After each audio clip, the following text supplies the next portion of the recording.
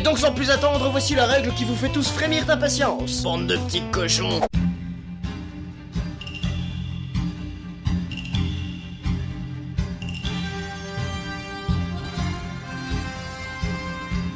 Et cette règle mérite qu'on s'attarde dessus.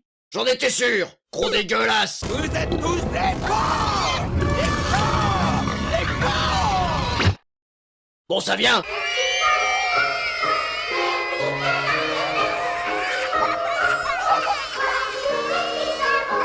Cette règle très stricte et ancestrale stipule que tout ce qui peut exister, y compris dans nos têtes, a sa version pornographique illustrée en images. Tout Oui, tout.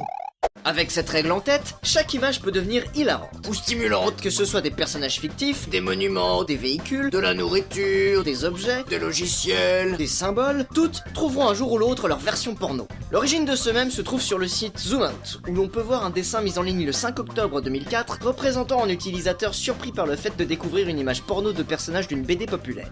Cet utilisateur, c'est Peter Morley Sauter.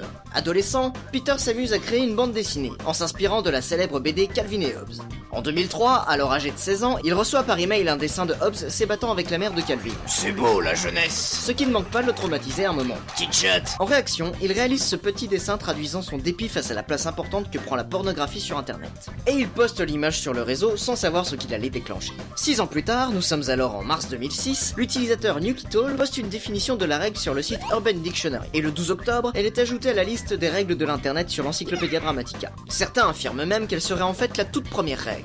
L'année suivante, une base de données regroupant une quantité colossale de ces images fut créée sur le site et le 20 août 2007, le webcomic XKCD, créé par Randall Munroe, reprend le même en illustrant une discussion entre deux personnages débattant de l'impossibilité qu'il puisse y avoir une parodie porno de tout ce qui existe, Comme une femme jouant de la guitare électrique sous la douche, par exemple. avant que les protagonistes ne s'attellent à sa création.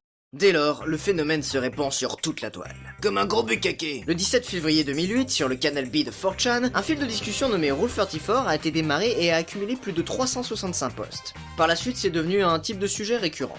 Le 24 août 2009, le site Olitaco publie un article regroupant une sélection de 25 images non pornographiques sur la règle 34. Et on en retrouve alors sous la forme de des motivational posters. Et si vous voulez en savoir plus sur le sujet, je vous invite à aller voir notre première vidéo. Qui est à chier. Le 23 octobre 2009, le Télégraphe publie sur son site un top 10 des règles dans lequel elles figurent bien évidemment, et le mois suivant, le magazine Playboy met en scène le personnage fictif de Mark Simpson, dessiné par Matt Groening himself, dans des positions plutôt suggestives. J'attends de voir Homer dans tes tues. Il est à noter que cette règle n'a rien à voir avec le bouquin de science-fiction de Charles Stross publié en 2011, ni avec la route 34 de Giotto. Même si on peut tenter d'attraper toutes les images. En 2013, la chaîne de télévision CNN déclare officiellement que le mème est rentré dans la culture populaire, en tant que règle la plus connue de l'internet. Mais contrairement au Chuck Norris Fact, ça n'a pas tué le mème. Allez comprendre pourquoi. Moi je sais.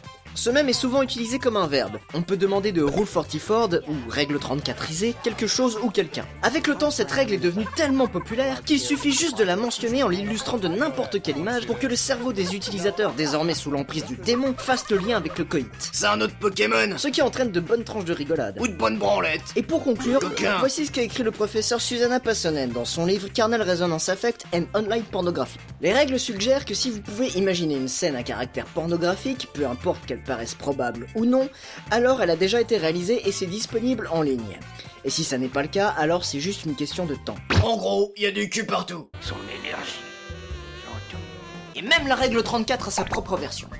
La règle suivante, la 35, stipule que si l'on ne trouve pas une version porno de quelque chose, eh bien il faut la créer. C'est un cercle visqueux, si je puis dire. Et il n'y a aucune exception à cette règle. Et si, y a moi.